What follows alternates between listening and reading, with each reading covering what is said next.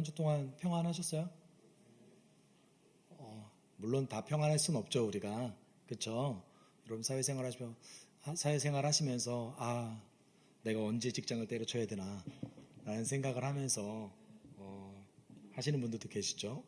네, 제 아내가 저에게 휴대폰을 강매했어요. 저는 휴대폰을 바꾸고 싶지 않았는데, 네, 아내가 물론 감사하죠. 좋은 휴대폰을 해주셔서.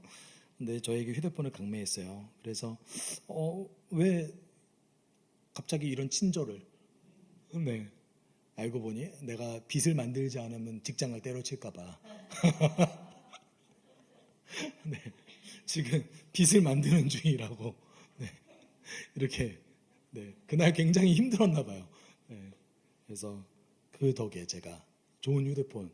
네, 저는 5년 전에 썼던 폰 5년 더 쓸 생각이었는데, 네. 여러분, 우리의 삶이 이렇게 깨진 세상 속에서 좀 어렵습니다. 그렇죠? 근데 이 깨진 세상 속에서 이렇게 살아갈 때 우리가 빛의 자녀로 살아가라, 열매 맺어라, 이런 말 들으면 여러분 어떤 생각이 좀 드십니까? 내가? 그래서 하나님께 따지고 싶잖아요. 하나님, 제가요? 저 그냥 살면 안 될까요? 이런 생각이 들 때가 있습니다.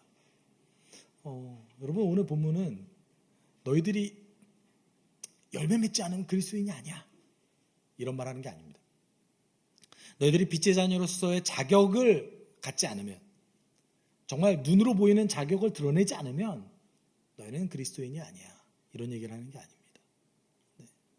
이것은 오히려 바울이 성도들을 위로하는 권면이기도 합니다. 여러분, 우리가 지난주에 함께 나눴던 것은 하나님 나라를 살아내는 데 있어서, 이미 임한 하나님 나라를 살아내는 데 있어서 음행과 탐욕이 얼마나 큰 방해물, 장애물인지를 우리가 함께 나눴습니다. 그래서 음행과 탐욕이라는 이 것이 하나님 나라를 살아낼 때 굉장히 큰 장애물 요소를 하기 때문에 거기에 사로잡혀 살아가면 하나님 나라를 온전히 살아낼 수 없다라는 것이죠. 우리가 성경에서 하나님 나라를 상속받을 수 없습니다라는 것은 당신이 천국에 들어갈 수 없습니다라는 단정적인 표현이 아니라 오늘 하나님께서 주신 그 축복을 너희들이 온전히 사용할 수 없을 뿐더러 누릴 수 없다라는 표현일 거죠. 우리 지난주에 그래서 이 하나님 나라를 상속받을 수 없습니다라는 구절이 현재형으로 쓰여졌다라고 이야기했었습니다. 근데 그것이 이제 계속 반복되다 보면, 그 음행과 탐욕에 사로잡혀서 살아가는 그 인생이 계속 반복되어져서 수정되지 않는 상태로 계속 진행된다면, 그럼 어떻게 될까요? 우리는 정말 구원받지 못하는 사람이 될 수도 있습니다. 그래서 바울은 우리에게 이렇게 권면하기도 하죠. 성령을 소멸시키지 말아라. 네. 여러분, 그런 의미에서 바울은 그 음행과 탐욕에 사로잡혀 살아가는 그 인생을 예방하는 가장 중요한 수단, 가장 강력한 수단 중에 하나를 뭐라고 표현했냐면 감사라고 얘기했습니다. 감사할 때 음행에 사로잡히지 않고, 감사할 때 탐욕에 사로잡히지 않을 수 있다라고 얘기했었죠. 그리고 오늘 본문을 통해서 음행과 탐욕 대신 주의 자녀로 살아가는 그 방법, 그리고 주의 자녀로 살아가는 것이 도대체 무엇을 의미하는지, 그래서 오늘 이야기하기 시작합니다. 여러분, 8절 9절에 이렇게 얘기하죠. 좀 같이 읽어봤으면 좋겠는데요. 여러분, 전에는 어둠이었으나 지금은 주님 안에서 빛입니다. 빛의 자녀답게 사십시오. 빛의 열매는 모든 선과 의와 진실에 있습니다. 아멘. 여러분, 바울은 다시 한번 그리스도인이 음행과 탐욕을 피해야 되는 이유를 여기서 설명하고 있는 거예요. 왜요? 왜 우리가 그것을 피해야 돼요? 우리가 빛의 자녀니까요. 원래 너희들이 가지고 있는 그 속성과 성격과 맞지 않는 일을 하지 말아라 라는 뜻인 거죠. 여러분, 종종 바울은 빛과 어둠의 은유를 사용합니다. 그래서 빛과 어둠의 은유를 사용할 때 보통은 종말론적인 가르침을 이야기할 때도 쓰고요. 그리고 때로는 굉장히 윤리적인 가르침을 이야기할 때도 씁니다. 그리고 오늘 본문 속에서는 이 빛과 어둠의 은유를 사용해서 여러분, 그 빛과 어둠의 속성, 빛이 나타났을 때 어둠이 어떻게 되고, 그리고 빛이 가지고 있는 그 속성을 강화하기 위해서 이야기하는 거예요. 근데 자세히 보십시오. 8절 9절을 자세히 보면 여러분 우리가 어둠에서 벗어났대요. 전에는 어둠이었대요. 지금도 어둠인 것 같은데 얼굴도 어둡고 네. 지금도 어둠인 것 같은데 어둠이 아니래요. 현재 어둠이 아니고 뭐라고 얘기합니까? 지금 빛이래요. 빛 안에 있대요. 우리가 빛이래요. 빛. 근데 조건이 붙습니다. 언제 빛이래요? 주 안에 있으면 빛이래요. 네. 이 말은 다르게 얘기하면 여러분 우린 빛은 맞습니다. 근데 우리를 빛과 어둠으로 나누게 하는 그 경계선이 있는데 그 경계선이 누굽니까? 그리스도예요. 여러분 우리는 이 질문을 언제나 던져야 됩니다. 여러분 예수 믿어서 좋으십니까? 이 질문이 필요해요. 그리스도는 오늘 나에게 정말 그리스도 맞습니까? 예수가 정말 내 구원자입니까? 아니면 나는 내 삶 속에서 예수가 구원자라고 말은 하지만 월요일부터 토요일까지 나의 삶 속에서 예수는 사라지고 내가 예수가 나에게 허락하신 것들, 하나님께서 나에게 허락하신 그 피조물들만 의지하면서 살아갑니까? 우리는 오늘 본문 속에서 사실은 이 질문 앞에 서 있어야 되는 거예요. 그리스도는 우리의 삶과 죽음을 나누는 경계선에 있으시고 그리고 그리스도는 우리를 어둠과 빛을 나누는 그 경계선을 만드시는 분이십니다. 우리가 그리스도 안에 있을 때 어떤 사람이에요? 빛인 거예요. 그러면 이제 빛의 자녀답게 살아가라고 얘기를 하죠. 여러분 빛의 자녀답게 살아가라고 굉장히 부담스러워지기 시작합니다. 그렇죠? 예수가 나에게 생명을 주셨어요. 아멘. 너무 좋습니다. 근데 빛의 자녀답게 살아가는 건 도대체 어떤 걸 뜻할까요? 오늘 본문의 맥락 속에서 사실은 오늘 본문은 에베소서 5장 1절의 1절부터 이어지는 맥락 속에 있습니다. 그렇죠? 그러면 빛의 자녀답게 사십시오라는 것은 오늘 본문은 사실은 에베소서 5장 1절을 구체적으로 다시 한번 설명하는 거예요. 적용하는 거예요. 그래서 에베소서 5장 1절 이렇게 얘기하죠. 그러므로 여러분은 사랑받는 자녀답게 하나님을 본받는 사람이 되십시오. 빛의 자녀답게 사십시오라는 것은 사실은 어떤 뜻입니까? 하나님을 본받는 사람이 되십시오라는 것이죠. 그렇죠? 여러분 부모가 자녀의 성격을 담듯이 물론 반드시 담진 않아요. 그렇지만 자녀가 부모의 영향을 받는 거 사실이잖아요. 그렇죠? 자녀가 부모의 영향을 받듯이 또는 어떤 열매가 그 뿌리가 되는 그 나무 또는 식물의 영향을 받듯이 여러분 빛의 자녀라는 것은 하나님의 성품을 닮아서 살아가려고 노력하는 그 삶을 뜻합니다. 진정성이 있어야겠죠. 최소한 우리 가운데 필요한 것은 여러분 우리가 좌절하면서 실패할 수 있습니다. 어려움이 있을 수 있습니다. 장애물이 있을 수 있습니다. 성경도 그것을 무시하지 않습니다. 만약에 우리가 빛의 자녀답게 정말 완벽하게 살아갈 수 있었다면 예수께서 우리를 위해서 죽으시지 않으셨을 겁니다. 그렇지만 우리 가운데 정말 필요한 것이 있다면 장애물이 있음에도 불구하고 우리 가운데 필요한 것이 있다면 예수를 의지해서 하나님을 닮아 살아가려고 노력하는 그 진정성이 필요하다는 것이죠. 그런 의미에서 여러분 빛의 자녀답게 살아가는 그 삶의 열매가 있대요. 어떤 열매가 있죠? 선과 의와 진실이 있다고 합니다. 선과 의와 진실이 있다고 합니다. 여러분 이 말씀을 들었을 때 어떤 느낌이 드십니까? 선함, 의로움, 진실. 여기서 얘기하는 선함 또는 때로는 착함이라고도 번역할 수 있을 것 같습니다. 여러분 이 선함, 착함 우리의 일종의 내면의 성품을 이야기하는 것 같아요. 그렇죠? 성경은요 어떤 성격을 이야기할 때 굉장히 능동적인 단어를 씁니다. 오늘 이 헬라어는요 굉장히 능동적인 단어들이거든요. 그래서 여기서 선함이라는 것은 여러분 능동적으로 행동으로서 나타나는 선함을 뜻합니다. 네. 잘 생각해 보세요. 우리 인정할 건 인정하자고요. 여러분 원래 성품이 착해 보이는 사람이 있어요. 그렇죠? 없으세요? 나는 원래 타고나게 착하다. 조선등급입니다. 네. 여러분 원래 나의 성품은 좀 타고나게 좀 선했던 것 같아요. 또 겸손의 나라 동방예의지고 아무도 손든 분이 없으세요. 네. 누군가는 덜 예민하고 누군가는 다른 사람을 대할 때 약간 불안에 사로잡히지 않고, 그렇죠? 감정에 휩싸이지 않고 조금 온유해 보이는 사람이 있어요, 사실은. 그렇죠? 우리는 그런 사람을 보고 저 사람 착하다, 저 사람 선하다 이렇게 얘기하죠. 여러분, 성경에서 얘기하는 사람 그거 아닙니다. 하나님의 성품을 본받아 능동적인 형태로서 내 삶에 드러나는 어떤 종합적인 나의 모습이 선함이에요. 여러분, 사실은 이제 우리가 한 구절을 살펴볼 건데, 이 구절이 사실 선함이 무엇인지 정의 내리는 구절이 아닙니다. 그렇지만 선함이 우리 삶 가운데 종합적으로 어떻게 드러나는가를 표현하는 구절이거든요. 그래서 데살로니가후서 1장 11절, 바울이 이렇게 기도합니다. 그러므로 우리가 언제나 여러분을 위하여 기도합니다. 그것은 우리 하나님께서 여러분을 그의 부르심에 합당한 사람이 되게 해주시며 또 그의 능력으로 모든 선한 뜻과 믿음의 행위를 완성해 주시기를 바라는 것입니다. 여러분, 이것이 어떤 뜻입니까?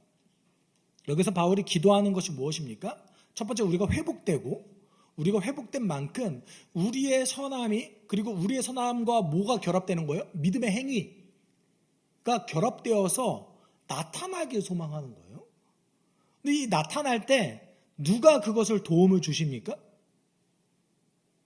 그의 능력, 하나님의 능력. 우리가 구체적으로 표현한다면 오늘 우리와 함께 하셔서 우리를 인도하시는 성령의 능력이 함께 드러나는 그 종합적인 거예요. 선함이 드러나는 것은. 네. 여러분, 단지 내가 착하다, 안 착한 사람은 어떡해요? 내가 불안이 원래 많은 사람은 어떡해요? 원래 예민한 사람은 어떡합니까? 그럼 착해지기 힘든 건가요? 그 사람은 항상 나는 언제쯤 선해지지? 난 언제쯤 착해지지? 이러면서 자기를 자책해야 되는 겁니까? 그렇지 않습니다. 그렇지 않습니다. 여러분, 선함이라는 것은 물론 기본적으로 내가 타고난 것이 있겠죠. 근데 이 타고난 것보다 우리가 집중해야 될 것이 있습니다. 하나님께 우리가 먼저 회복된 것.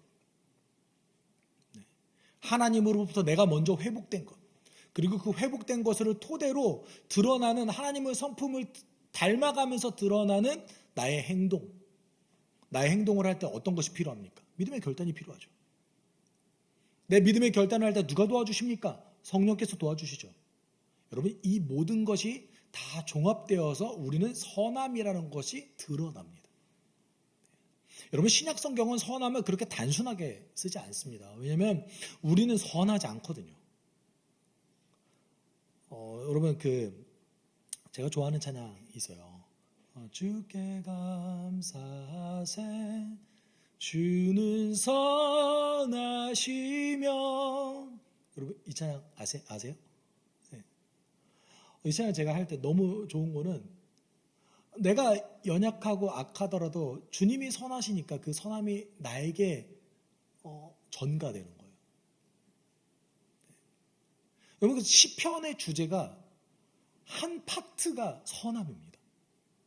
그렇죠? 시편의 한 파트가 선함이에요. 하나님의 선함을 본받아서 우리가 어떻게 살아갈 것인가. 네. 여러분, 그렇기 때문에 선함이라는 것은 굉장히 하나님을 닮아서 회복되고 그 회복된 삶을 우리 삶 가운데 드러내는 어떤 종합적인 우리의 성품을 뜻합니다. 네. 하나님을 닮아가는 한 성품. 그런 의미에서 이 선함과 뒤에 나오는 의로움, 진실함. 여러분, 의로움은 성경에서 두 가지 의미로 사용되어졌는데, 첫 번째는 기독교적 진리. 바울이 선언하자. 복음에는 하나님의 의가 나타나서, 여기서 나오는 그 의가 여기서 나오는 의예요. 똑같은 단어입니다. 하나님으로부터 드러나는 그 성품, 그 진리. 구원의 그 진리를 얘기할 때 의를 쓰기도 합니다. 그리고 또 다른 표현으로 어떻게 쓰냐면 올바른 행동. 하나님의 성품을 닮아서 우리가 분별해서 나오는 올바른 행동, 이것을 의라고도 얘기합니다. righteousness. 네. 그리고 진실함. 여러분, 진실함 무엇입니까? 투명한 거죠. 네. 어떤 특별한 의도를 가지지 않고 하나님 앞에서 투명하고 사람 앞에서 투명한 것입니다. 이런 의미에서 여러분, 빛의 자녀답게 열매를 맺으십시오. 선함과 의로움과 진실함으로 열매 맺으십시오. 이렇게 얘기합니다. 다른 얘기로 하면 하나님을 닮아서 당신이 선함이 드러나고 당신의 올바른 행동이 또다시 드러나고, 그리고 이제 어떤 특별한 의도를 가지자고. 여러분, 어떻게 우리가 100% 순수할 수는 없어요. 그렇죠? 여러분의 투명한 의도가 가장 잘 드러나는 곳이 어디입니까? 사회에서 더 잘 드러나세요? 집에서 더 잘 드러나세요? 집에서 안 투명하신 분 계세요, 혹시? 네. 네. 교회에서의 모습과 집에서의 모습이 나는 같다. 없으시죠? 그렇죠? 여러분, 집에서 여러분 어떤 본인의 의도를 잘 드러내시잖아요. 여러분, 우리가 진실함, 투명함이라는 것은요, 어떤 성장에 필요한 요소입니다. 그래서 성장한 사람은 날이 갈수록 투명해집니다. 네. 숨길 필요가 없어지는 거죠. 네. 이것이 우리 삶 가운데 나타나는 그 열매 중에 하나인 거예요. 한번 잘 생각해 보세요. 여러분, 이게 우리 인생 가운데 100% 투명한 상태가 있을 수 있겠어요? 그렇죠. 사이클이 있겠죠. 왔다 갔다 하겠죠. 그렇죠. 우리가 점점 더 왔다 갔다 할 수는 있지만 점점 더 투명해지길 소망하잖아요. 네. 그래서 제가 이제 물론 100% 나눌 수는 없지만, 그래도 목사로서 한 70% 이상은 좀 투명했으면 좋겠다, 이런 생각을 저는 할 때가 있어요. 네, 그런데 이제 목회자로서 내 의도를 숨기고 이렇게 진리를 포장해서 드러낼 수도 있는 거 아니겠어요? 여러분, 그렇게 느끼실까요? 네. 여러분, 우리가 100% 투명할 수는 없지만 하나님을 닮아갈수록 점점 더 투명해질 수 있는 것은 사실이죠. 그렇다면 우리가 어떻게 이 선함과 의로움과 진실함의 열매를 맺고 살아갈 수 있을까요? 바울은 그것을 두 가지로 권면합니다.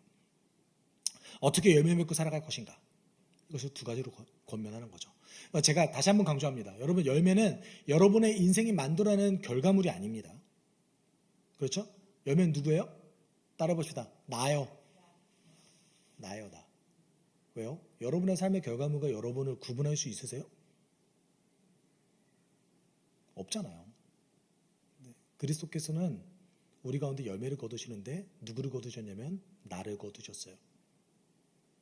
그 내가 점점 더 성장해 가면서 점점 더 그리스도를 닮아가는 것, 이거 자체가 열매인 거죠. 그러면 어떻게 열매 맺을 것인가? 어떻게 그리스도를 닮아갈 것인가? 이것이 이제 바울이 두 가지로 설명하는데, 첫 번째는 주께서 기뻐하시는 일이 무엇인지 분별하라고 합니다. 네.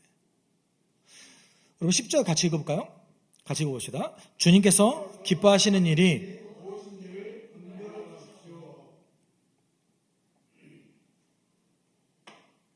참 감사하죠.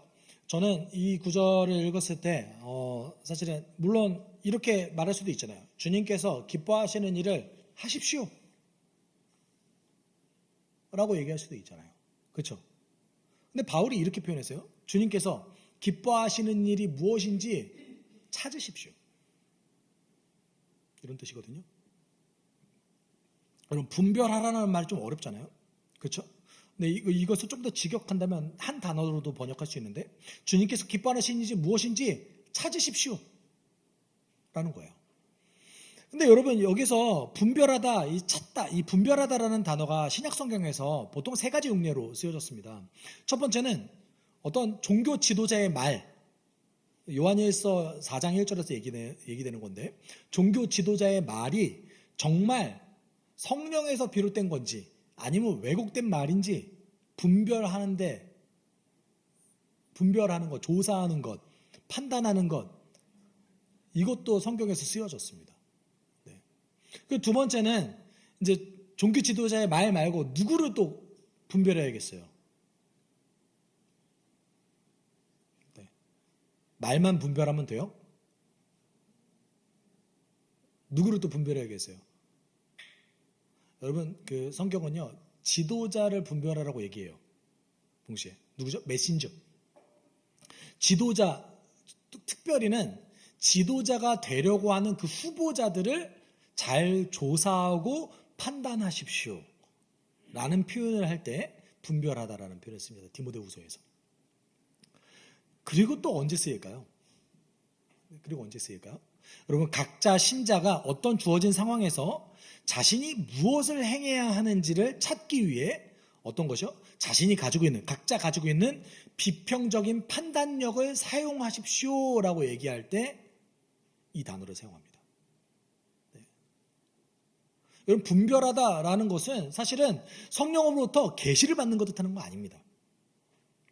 진리를 토대로 진리와 뭐를 이용하는 거예요? 내가 가지고 있는 판단력, 분별력, 그것을 이용해서 하나님께서 무엇을 기뻐하시는지를 판단할 때 사용하는 거예요. 이게 분별하다는 뜻이에요. 오늘 본문 속에서 사용하는 이 분별하다는 뭘 뜻할까요? 종교 지도자 분별하는 거예요? 아니죠. 그렇죠? 내 각자의 상황에서 주께서 무엇을 기뻐하시는지 뭘 이용해요? 진리와 내가 가지고 있는 판단력을 이용해서 분별하는 거예요. 찾는 거예요. 여러분, 그럼 이렇게 말할 수 있잖아요. 저는 능력이 없는데요. 그런 저항을 할 수 있지 않겠어요? 누가 그냥 말해줬으면 좋겠어요. 저도 그래요, 여러분. 네, 제가 개척하기 전에 그래도 나름 기도 열심히 했습니다. 네. 주님, 개척해도 될까요? 그냥 제가 정말 어린 나이였는데 제가 그때 36이었거든요. 개척하지 말고 딴 거 하면 안 될까요? 네. 근데 우리 주님께서 저에게 응답을 해주셨을까요? 아무 말씀이 없으셨어요. 주님, 어떻게 해야 될까요? 저는 한치 앞을 알지 못하는 상황에서 첫 예배를 드렸습니다. 네. 저도 주님께서 말씀해 주셨으면 좋겠어요. 근데 성경에서 분별은요, 그런 식으로 등장하지 않습니다. 네. 그런 식으로 분별하라고 얘기하지 않아요. 여러분, 그 분별에 대해서 가장 잘 얘기한 성경 구절이 로마서 12장 2절입니다. 여기서 분별을 어떻게 해야 되는지 그 분별의 원칙, 원리를 이야기하는데, 여러분은 이 시대의 풍조를 본받지 말고 마음을 새롭게 함으로 변화를 받아서 하나님의 선하시고 기뻐하시고 완전하신 뜻이 무엇인지를 분별하도록 하십시오. 네. 여러분, 이렇게 보는 겁니다. 각자 가지고 있는 판단력과 분별력은 그 능력의 고조가 차이가 있습니다. 그렇죠? 여러분, 교회 안에서 지도자는 분별하는 사람이에요.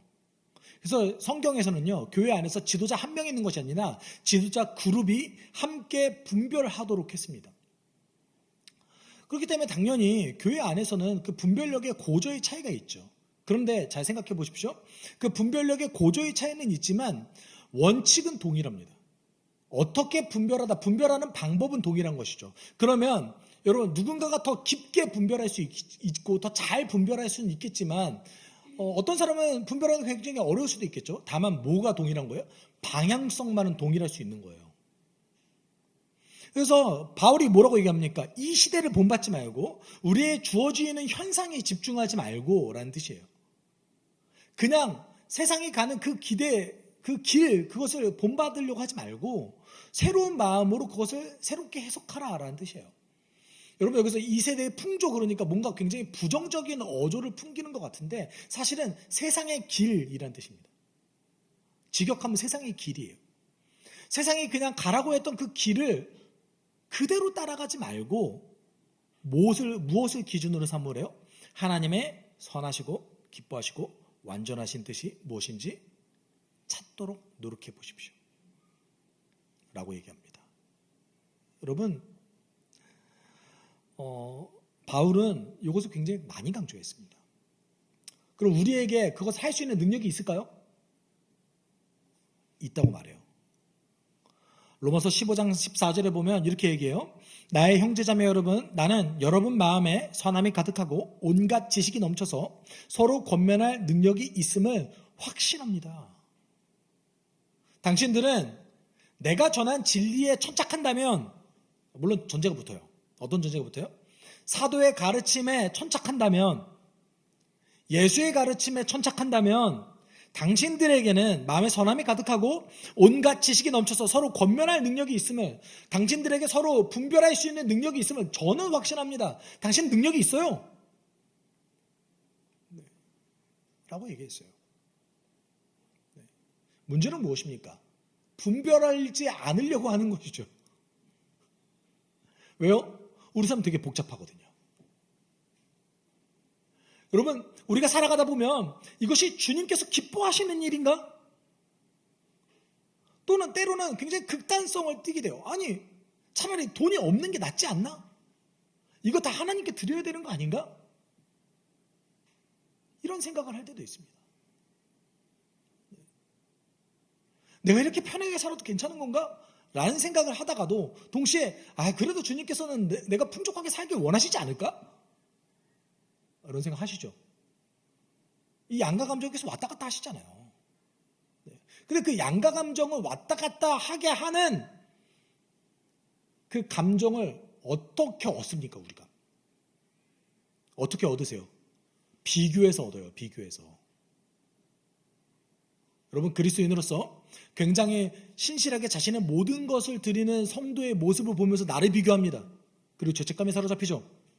다 드려야 되는 거 아닌가? 반대로 굉장히 재물이 많고 풍족함을 누리고 사시는 그 분들과 나를 비교합니다. 그러면서 하나님께서도 내가 저렇게 누리는 거 원하시지 않으실까? 제가 말씀드렸습니다. 분별의 원칙이 어디 있습니까? 비교에 있습니까? 다른 사람과 나를 비교해서. 다른 사람과 나를 비교했습니까? 아니에요. 아니에요. 세상을 본받지 말고, 다른 사람과 나를 비교하지 말고 마음을 새롭게 함으로, 너 빛의 자녀잖아. 넌 내가 살렸잖아. 그러니까 너가 가지고 있는 판단력으로 분별해야 되지 않겠어? 하나님께서 기뻐하시고 선하시고 온전하신 뜻이 무엇인지 잘 분별해서 지금 나의 상황 속에서 무엇이 하나님 기뻐하실까? 그 정도 충분합니다. 아니, 하나님께서 너무 기뻐하십니다. 근데 우리는 비교해서 분별해요. 그렇죠? 그러면 안 된다는 거예요. 그리고 두 번째, 바울이 어떻게 열매 맺냐라고 했을 때 이렇게 얘기했습니다. 열매 없는 어둠을 폭로하라고 얘기했어요. 그래서 11, 12절에 이렇게 얘기하고 있습니다. 여러분은 열매 없는 어둠의 일에 끼어들지 말고 오히려 그것을 폭로하십시오. 그들이 몰래 하는 일들은 말하기조차 부끄러운 것들입니다.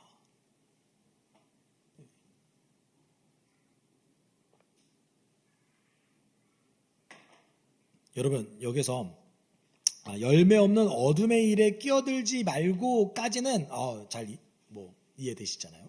그렇죠? 마지막에 오히려 그것을 폭로하십시오. 네, 폭로하십시오라는 표현 속에서 여러분은 어떤 느낌이 드십니까?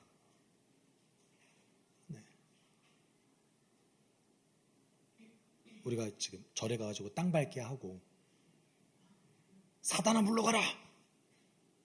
네. 그리고 누군가가 잘못하면 너 어둠 가운데 있으면 안 돼. 정죄하고. 여러분 이런 느낌이세요? 아닌 것 같은데 또 맞는 것 같기도 하고. 여러분, 여기서 어둠을 폭로하고 해서 중요한 것은요, 여러분, 폭로하는 방법이 아닙니다. 성경은요 굉장히 다양하게 얘기하고 있어요. 이 빛의 자녀로서 살아갈 때 때로는 우리가 굉장히 정의롭게 어둠을 폭로해야 될 때가 있을 수 있습니다. 그런데 그렇게 폭로할 때 마치 선지자가 하나님의 부성적 사랑을 가지고 마치 하나님의 자녀를 책망하듯이 히브리서 12장에서 얘기하잖아요. 그렇게 얘기하듯이 폭로하는 것도 있을 수 있겠죠. 네. 동시에 우리의 삶을 통해서 폭로하는 것도 있을 수 있겠죠. 여러분, 굉장히 깨진 세상에서 아름답게 살아가는 그 사람의 모습 그 자체는 어둠을 폭로하는 역할을 하게 됩니다. 왜냐하면 사람들은 다 비교해서 지식을 얻기 때문에 그렇습니다. 근데 여기서 어둠을 폭로하십시오. 여러분, 폭로한다라는 것은 여러분, 빛이 있으면 어둠은 당연히 드러날 수밖에 없습니다. 그럴 때 우리에게 주의해야 될 것은 어둠을 폭로할 때 그 폭로하는 방법이 아니라 태도예요. 태도. 여러분, 이것은 어둠을 폭로하라라는 직접적인 구절은 아니지만 그래도 여러분 누군가가 굉장히 그리스도인의 고난을 주는 사람 그리고 그리스도인을 방해하는 사람들 앞에서 성도들이 어떤 태도로 복음을 전해야 되는지 이야기하는 구절이지만 이를 통해서 우리는 어둠을 폭로할 때 우리 가운데 있어야 되는 어떤 그 태도를 알 수 있습니다. 왜냐하면 진리를 전할 때의 태도와 어둠을 폭로할 때의 태도는 저는 동일하다고 보거든요. 네. 그랬을 때 베드로전서 3장 16절에 이렇게 얘기해요. 우리 같이 읽어봅시다. 그러나 온유함과 두려운 마음으로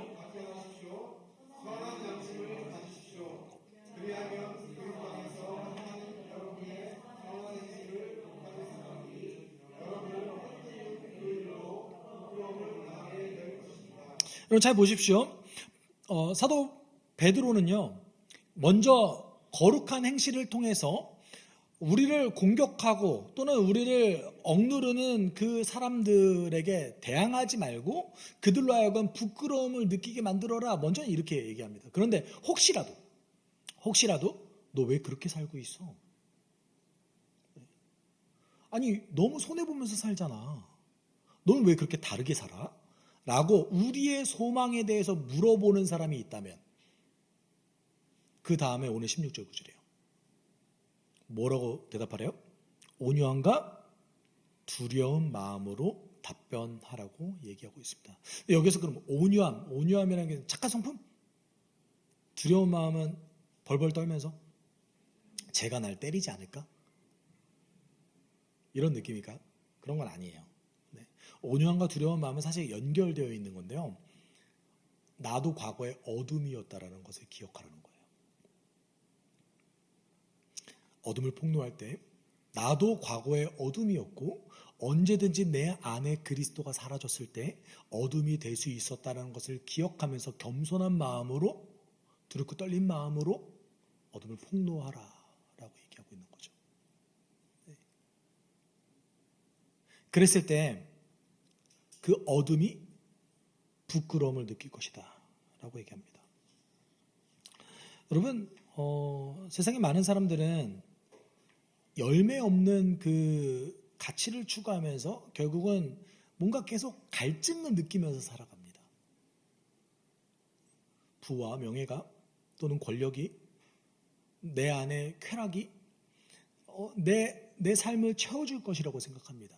그것이 나를 행복하게 할 것이라고 생각합니다. 근데 결국은 더 강한 것을 추구하게 되고 더 많은 것을 추구하게 되죠. 결국 우리가 원했던 것을 얻지 못하는 그 열매 없는 그 어둠을 그리스도인은 자연스럽게 폭로하는 삶을 살아가게 되는 거예요.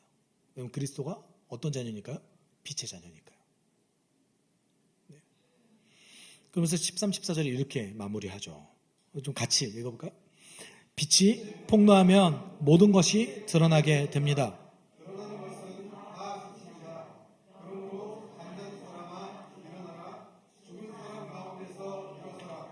그리스도께서 너를 환히 비추어 주실 것이다 하는 말씀이 있습니다. 그럼 빛이 폭로하면 모든 것이 드러난다라고 얘기합니다. 그러면서 마지막으로 우리가 여태까지 보면서 이렇게 생각이 들 것 같습니다. 빛의 자녀로서 열매 맺으십시오. 선과 의와 진실함으로 열매 맺는 삶을 살아가십시오. 그것을 위해서 당신은 하나님께서 기뻐하시는 것이 무엇인지 분별하십시오. 당신의 삶을 통해서 어둠을 폭로하십시오. 여러분 이 과정 속에서 우리는 이렇게 생각이 들 것 같습니다. 그거 어떻게 해요? 첫 번째는 이 말씀. 그거 어떻게 합니까? 두 번째는요. 그러면 이거 무조건 해야 되겠네요. 내 의로움이 드러나야 되는 거군요. 바울이 마지막에 결론하면서 뭐라고 얘기합니까? 빛이 폭로하면 모든 것이 드러나게 됩니다. 드러나는 것은 다 빛입니다. 여기서 빛은 무엇입니까? 여러분이 어둠을 폭로했을 때 그 사람이 갑자기 빛이 됩니까? 네. 여러분 13, 14절의 은은은요, 빛의 속성을 이야기하는 거예요. 네. 그럼 여러분 잘 생각해보세요. 어두움이 있습니다. 그 어두운 가운데 빛이 이렇게 비춰져요. 그럼 어떤 일이 벌어지죠? 어둠이 더 이상 존재할 수 있습니까? 어둠이 숨을 틈이 없어요. 네. 여러분 이 구절은요, 사실은 두 가지 의미로 해석할 수도 있습니다. 첫 번째는 빛을 폭로했을 때 빛이 폭로하면 모든 것이 드러납니다. 드러나는 것은 다 빛입니다. 그래서 어둠이었던 자가 빛이 된다도 될 수 있을 것 같습니다. 그것도 충분히 가능한 해석입니다. 그러면 동시에 두 번째 해석은 무엇입니까? 빛이 드러난다. 누가 드러난다는 거예요? 그리스도가 드러나십니다. 또 가능한 해석입니다.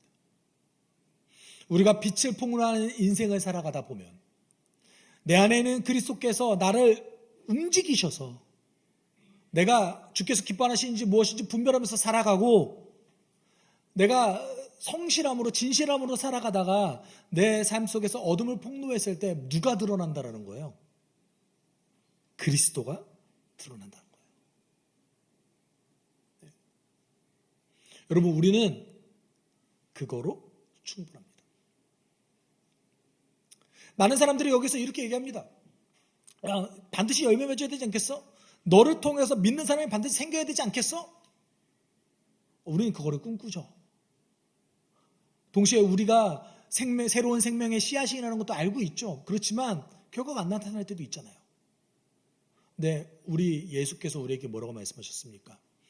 내가 드러나는 것으로 족하다 말씀하셨어요. 너희는 가서 내 증인이 되라라고 말씀하셨어요. 네. 결과에 연연하지 말고, 여러분 우리가 빛의 자녀로 살아간다는 것은 사실 그것 뜻합니다. 그리스도인은요, 시작할 때도 그리스도로 시작하고 마무리할 때도 그리스도가 남습니다. 우리의 의로움이 남는 것이 아닙니다. 우리의 행동의 결과가 남는 것이 아닙니다. 여러분의 삶 가운데서 그리스도가 남길 소망합니다. 여러분 오늘도 예수 믿는 게 좋으십니까? 저는 이 질문에 잠시 멈춰 있었어요. 나 정말 예수 믿는 게 좋나? 여러분 한 주간의 삶 가운데 예수 믿는 것이 좋으셨으면 좋겠습니다. 우리 같이 찬양할게요. 우리의 소망이 그를 예배하는 것이길 원합니다. 우리의 소망이 그를 닮아가는 것이길 원합니다. 우리 함께 고백합시다. 빛으로 임하신 주,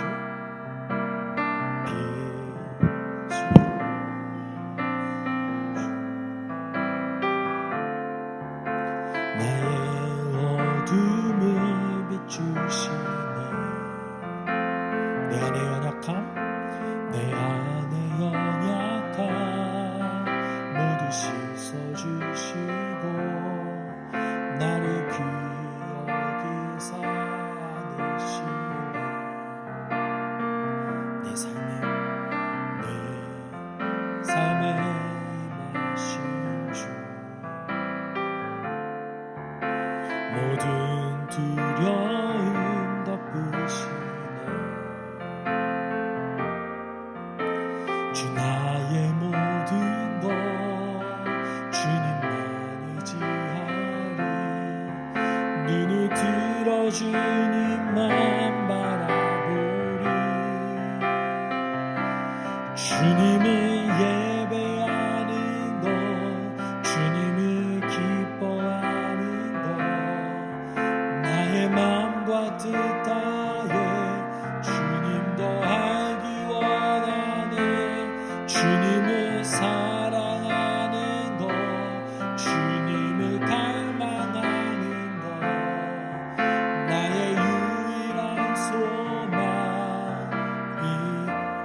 기도합시다. 내 삶에 임하신 주, 내 삶에 임하신 주, 모든 두려움 덮으시네.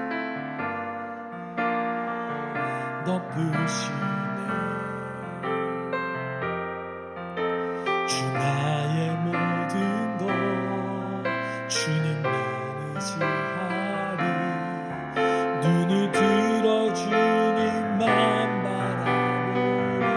주님을 예배하는 것, 주님을 예배하는 것, 주님을 기뻐하는 것, 나의 마음과 뜻 다해 주님도 알기 원하네.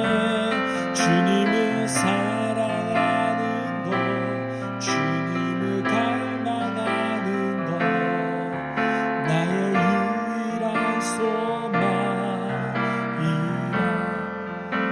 우리 함께 기도합시다. 함께 기도할 때, 하나님, 난 빛의 자녀로 살길 원합니다. 한 주간의 나의 삶 가운데 그리스도가 드러나지기를 원합니다. 하나님, 주님께서 원하시는 것이 무엇인지 분별해서 행동하고 내 삶 속에서 어둠이 봉도되어 예수가 남길 소망합니다. 하나님, 도와주십시오.